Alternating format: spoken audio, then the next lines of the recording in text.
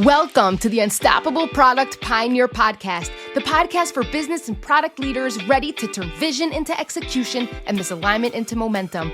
I'm Tamar Stoltz, and I'm on a mission to help you create clarity, streamline execution, and drive meaningful results. In each episode, I sit down with industry experts who share their insights, lessons, and wins, giving you the tools and strategies you need to turn alignment into your superpower. It's time to own your expertise, lead with clarity, and become unstoppable. Okay, hello everyone. Welcome back to another awesome episode of the Unstoppable Product Pioneer Podcast. I'm super excited to be here with you today. First of all, for those of you who have not heard about or joined our community, please go check it out. alignmentiskey.com. It's an awesome place, and I just don't have enough good things to say about the incredible people who are there. So please go check it out. One of the awesome and fun things about this community is that many of the guests that come on this podcast are actually in the community. So you can go and say thank you. You can interact with them, be in touch with them, and talk about their episode, talk with others who are listening to our podcast, and also get a lot of other awesome bonuses and community and coaching calls and amazing fun stuff. Anyways, okay, but down to business. Today we have a really awesome episode. I'm super excited to welcome Raisy Sirote to the stage. Welcome, Raisy. Thank you so much for being here with us. So happy to be here with you. Thank you. Thanks for having me. Thank you. Well, thank you for taking the time out of your busy schedule. Raisy is a business process consultant, and she's going to share with us what that means, what she does, what she's passionate about, what makes her excited, and why her clients are really lucky to have her. I love what I do, which is such a gift. It really, really is. Sometimes the stuff that you do just really is the way that your brain thinks and the way that you do things, and showing up at work every day just feels like just fun. And so I go into businesses who either have grown very quickly or are looking to grow or are just trying to just create some more sanity. And I work with the CEOs, the COOs, and anyone else who's involved in a particular process within the business. We map it out and we start iterating through a process of improvement, creating excellence. And doing this really helps businesses keep their customers super happy and keep their employees super happy, because when there's consistency, everything's better. The end. So awesome. We could end right there. I mean, that sums up so much of the work that I do. It's just, this is like, right. I mean, if you could all just, take that and run with it. I mean, yeah, as if it's so simple. Yeah, but there's I think one of the big challenges, I think you could relate to this very much, is that people aren't computers and they aren't robots. And so even though we are trying to get more consistency, perfection is an elusive place to go. And so we just keep making efforts towards bringing things towards better consistency, with the knowledge that humans are humans, people are people, and we're going to have to work within that. Right. Absolutely. Yeah.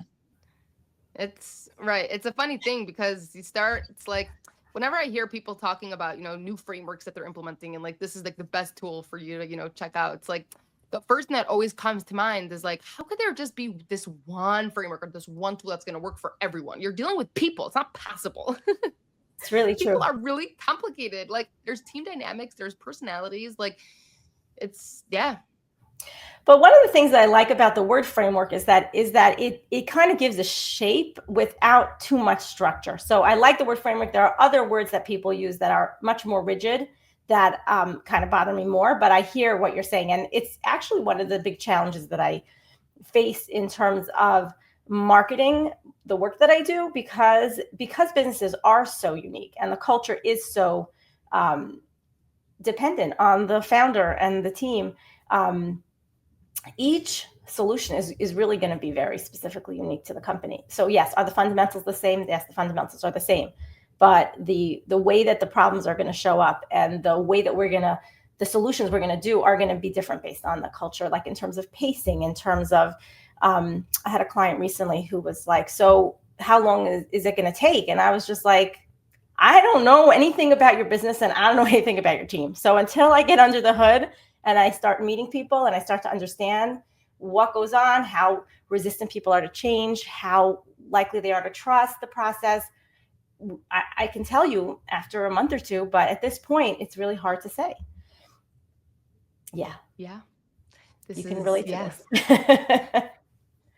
Wow. Yeah. This is I'm just laughing because I've had this conversation too many times. It's a crazy it's so hard because ultimately, and just going back, by the way, I am like queen of frameworks. I love frameworks. It's more just when someone tries to sell me on their framework that like is the end all be all answer to all problems that I have, my questions on. But in terms of frameworks, absolutely. And I think like what you're saying, like it's a funny thing because ultimately our society, we want like instant gratification, we want change, and we want it now. So it's like put a time on this. Like how long is it gonna, right? It's like it just wouldn't be honest for me. Like if you want the honest answer, like I don't know, there is just no way to know, like It's so interesting because I know that you're very focused in the SaaS space and the technology space, and my background's in computer science. And I remember, like, I came of age. I went to college when waterfall projects were just kind of getting phased out, and agile was moving in.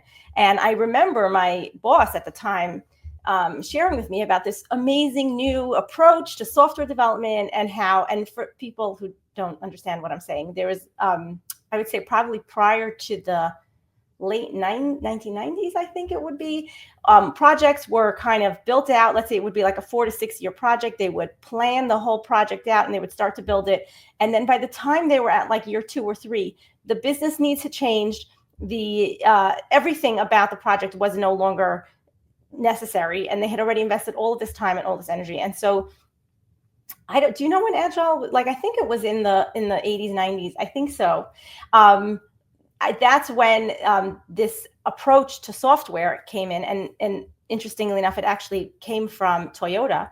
Toyota's approach to process improvement, which is this iterative way of we test, we try, we go back to the drawing board, we test, we try, we go back to the drawing board. And so agile says, don't build this big behemoth, like start in little bits. Like, okay, we know we want this particular module, let's start, and we go into sprints and all that kind of stuff. How did I get to this? Why am I? About change, right? So when we look at change and we say, okay, we're going to do this huge project or process or whatever, and it's going to take this amount of time, it doesn't take into account your business is going to change. Within 3 months, your business changes. Your business needs change. Your team changes. So many things are changing. And so the only thing that we know to be true is that change is constant. And so having a plan that's set in stone is definitely going to fail. And doing little bits of change over time, a little bit of a change, check, make sure it's working, and then go again.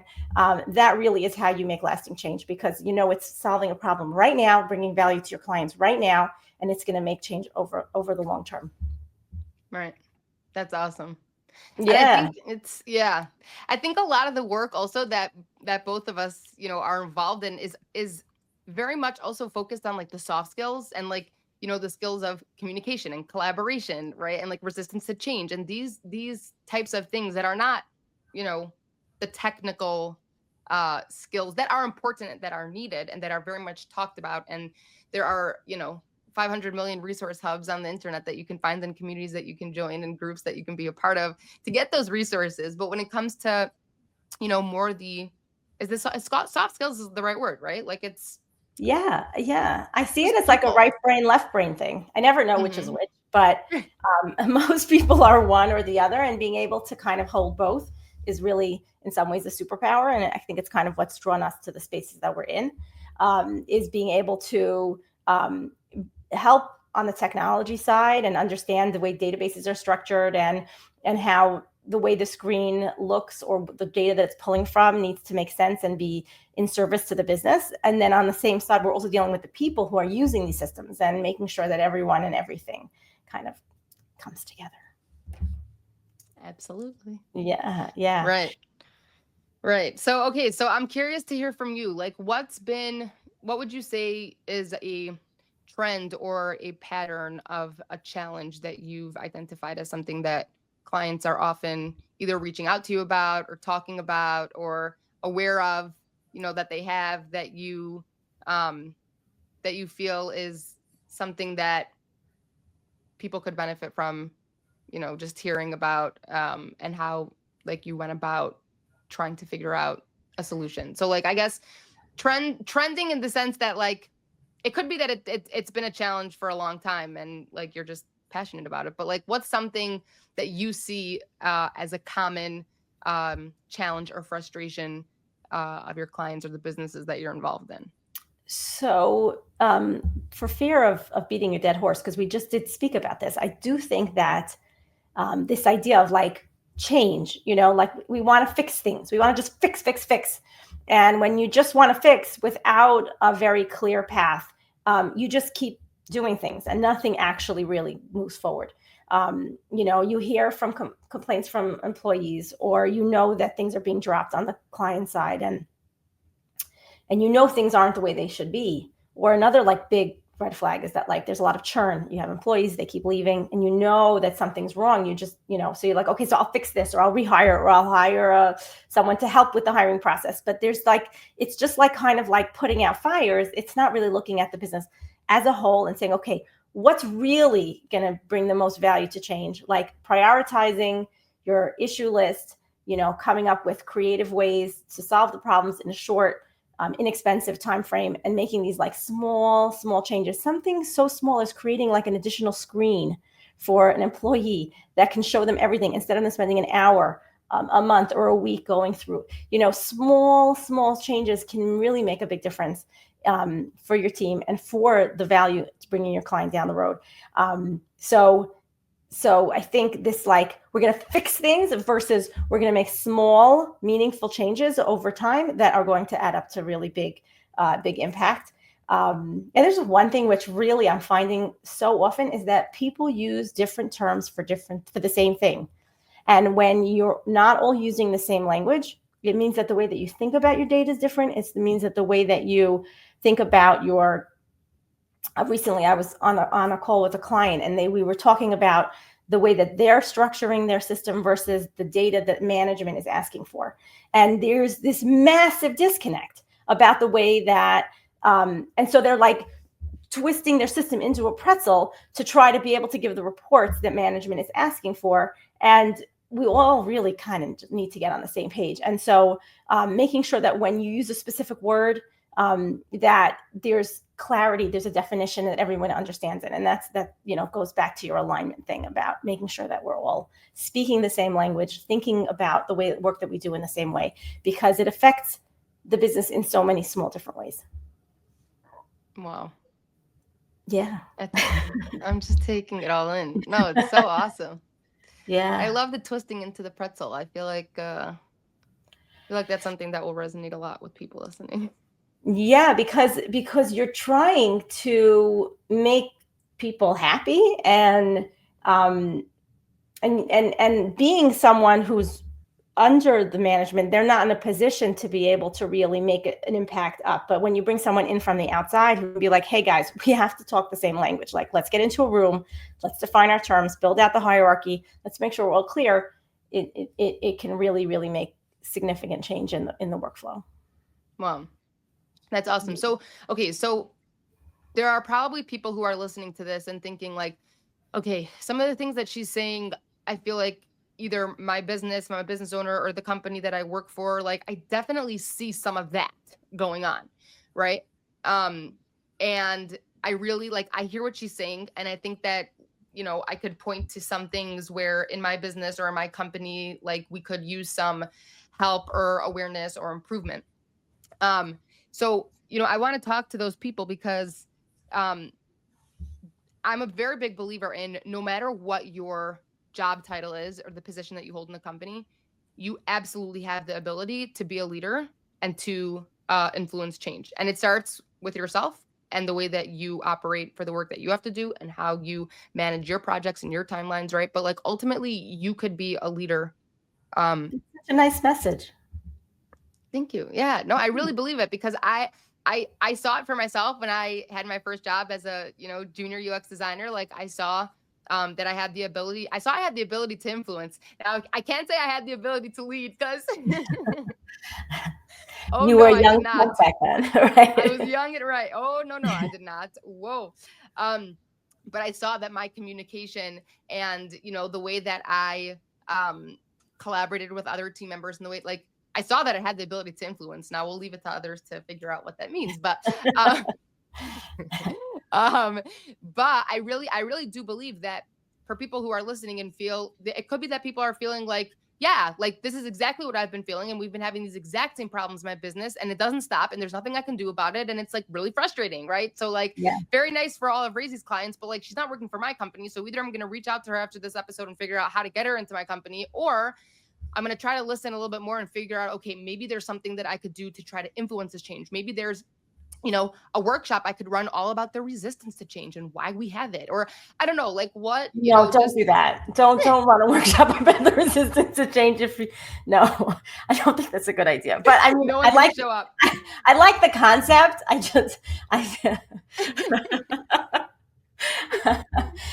No, but you are correct that there are things to do in your own little sphere of influence that could make a big difference to your team. I think one of the things that are least used that can really cut through a lot of the noise are diagrams. When you visually depict something, it really, really shows the disconnect and highlights it for everyone in the room. So the first step of any process improvement is to map out the current process, like what is actually happening in the business. And it's fascinating. Just this one exercise, which, can take multiple hours to map out depending on how complex the business is, just showing like how spaghetti the process is, or how much, oh no, but I do it this way. Oh, but I do it that way. Oh, but, I didn't realize that I'm holding up like 17 steps by not signing something and I'm waiting for approval and all of those. So that gives it that like context, and it really highlights the gaps when you do that diagram of the process. So depending on what you have control over in whatever area of business you're working, trying to document and getting alignment on the diagram, really, really is a great tool. And it doesn't have to be fancy. You don't have to look up like special business tool diagram word, like it doesn't matter. You use just whatever makes sense to you and what would be clearly understood by your audience. If it's, generally we use rectangles and arrows and diamonds for questions, but really like it doesn't matter. Like just put something out there that makes sense. Generally when we talk about processes, we use a verb and a noun, like send, document, or draft proposal, and that kind of can help you start to think about the different steps along the way. And you want to stay super high level. We're not talking SOPs. We're not talking about how you send the proposal. We're talking about just send the proposal, super high level, have everyone kind of walk through that flow. You want to do it yourself and get people's input afterwards. You want to pull everyone into a room and do a workshop to mock out the workflow. This one tool can really, really, it won't get everyone to be using the same words, but at least it will show everyone that maybe we're not all using the same words, or maybe there's a gap in terms of where we're dropping the ball in terms of customer service, and we keep having an issue in this particular area. Let's kind of dive in over there. So that's where I would start. That's incredible. And who would you say is a part of that? Like, is that something that you do as a consultant that you facilitate? Is that something that a CEO could call his leadership team in and do planning 2025? Anyone can do it. Yeah. I'm saying I come in and I do it with the team. Depending on the size of the company, if it's small, we'll have everybody. If it's larger, then we'll have one person from each functional department come in and work with us, because they kind of have that oversight. And we'll go through the end-to-end process of the business. And but anyone can do it. You can do it within your department. You can do it. It's not as powerful, because when you do it cross-functionally, it really, really brings the whole picture of what is point A to point B. What is the customer experience specifically? It really is very powerful. That yes, accounting does matter. I mean, I know accounting always matters, but like sometimes the people in the booking department just feel like they're like kind of off to the side. But when they really see that they are part of this larger, very important process of the business, it really, really gives people context for what's going on and why their steps along the way really matter. But anybody can do it. And it takes all this talk, which can be so meaningless and so not reality. And it's like, it's on the paper. Like, is this what happens, or this is not what happens? What's really happening? And it really creates a lot of conversation. That's awesome. So you said on the paper. I'm not trying to like nitpick on the words here, but when you say on the paper, Yeah, I'm is not working this on paper. what? I'm not working on paper. No. I work from home, and I have a Miro whiteboard that we're working on. But there's something really special about going into a conference room and using sticky notes and putting it up. I mean, that's the best. Right. But go ahead. That's what you were going to say.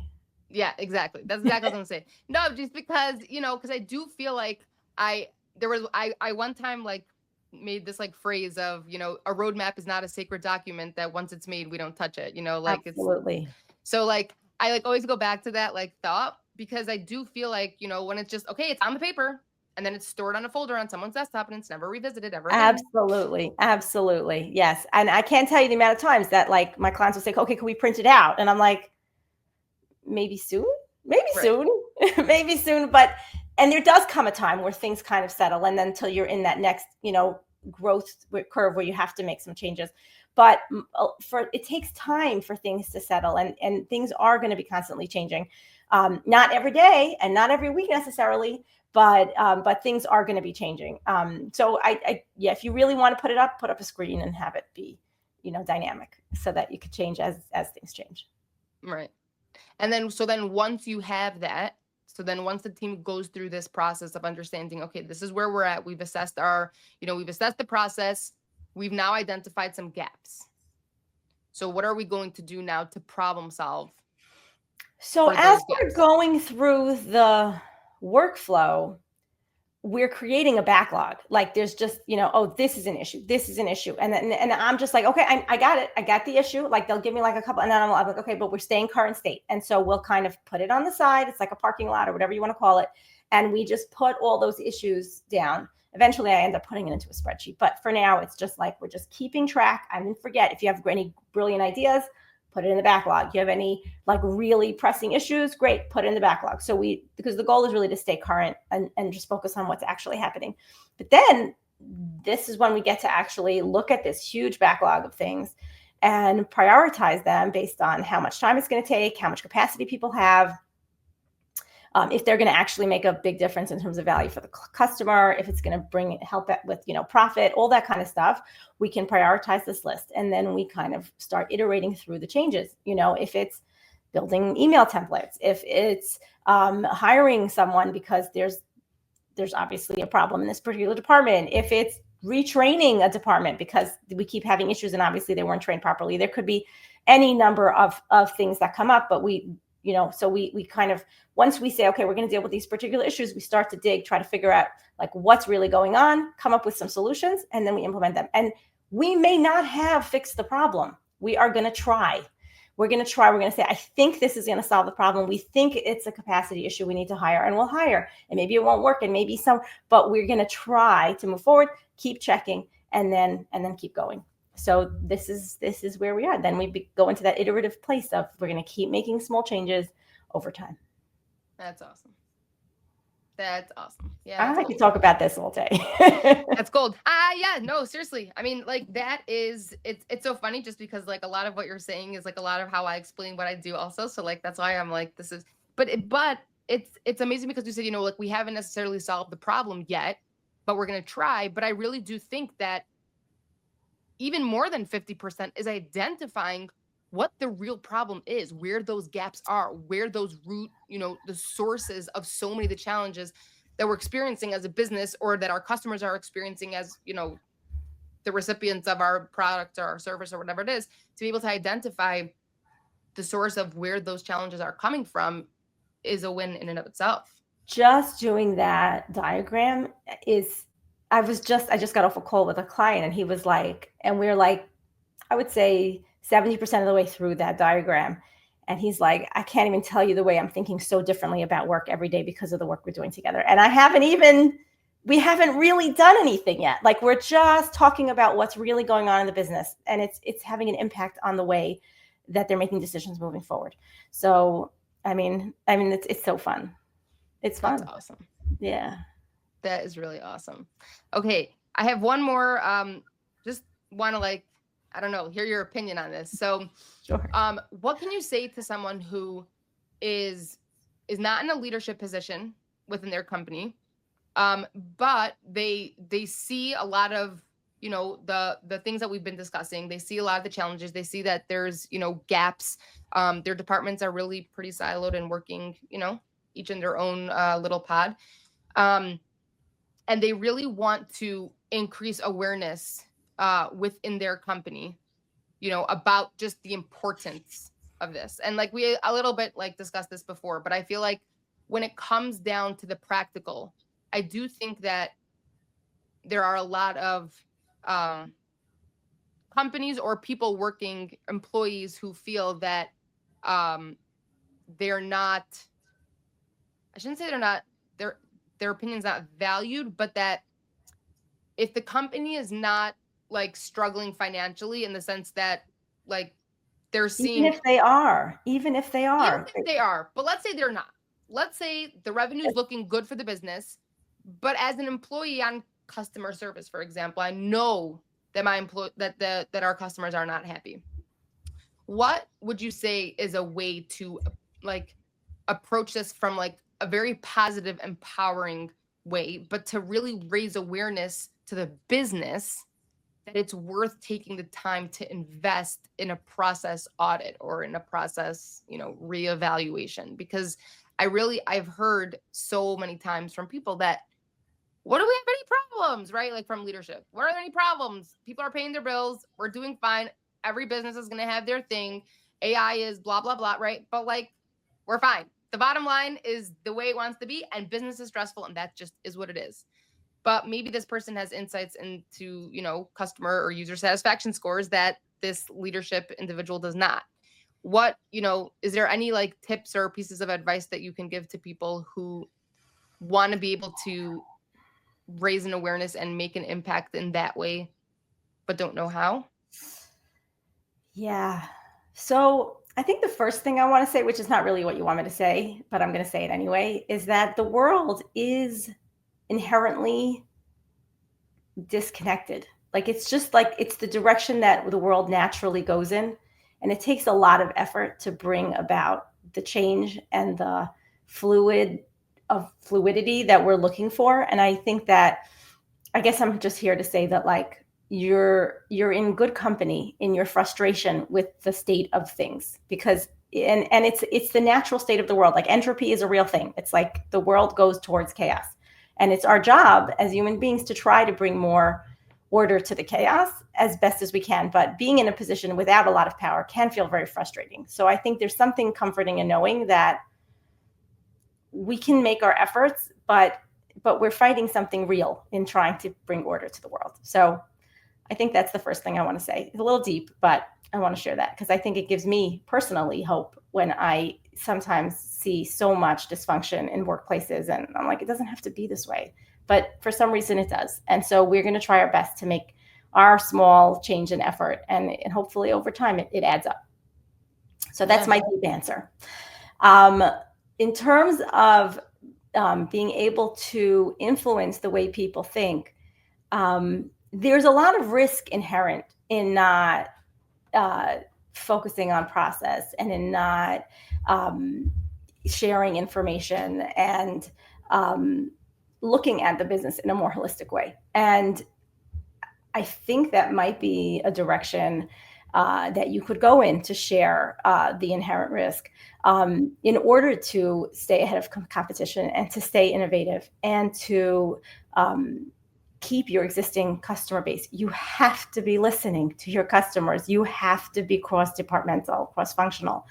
It's the way to stay on top. And so if things are fine now, it just doesn't mean that it's going to be fine in a few months. You can have a couple of really unhappy big players and they'll leave. Or you can lose some key players with a lot of business knowledge and they're gone and you have to recoup that. And so it doesn't look like it's a risk, but it actually is a risk. And if there isn't cross training and there isn't this idea of that, we are all working together in one direction. So then there's a lot of risk inherent in that. So that's, I think, the direction that I would come from, because I do think that not everybody thinks that way, especially if you're thinking, oh, everything's fine. But things can change really quickly. Right. 100%. I really, really like that. And I very much appreciate the deep answer also, because no, it's real. I mean, It's real. It's really real. Yeah. And it doesn't mean that you're not doing a good job every day. Not because we're never going to fix everything, and we're not even going to fix a lot of things. So whatever we have a little bit of control over, if you're a manager, being nice to your people, if it's, if it's being nice to your managers, just trying to make a little bit of your space in the world a little bit of a better place. That's big too. 100%. 100%. Wow, this is so awesome. Okay. There's so much here. So excited. I love talking to someone who appreciates this kind of stuff. It's so amazing. Okay, well, come join the community, because like this is what it's all about, Sure. Yeah, no, really. I mean, one of the reasons why like I started this community is just because, people at the end of the day, like we want to surround ourselves by people who get us, who can empathize with us, help us grow, help us become better.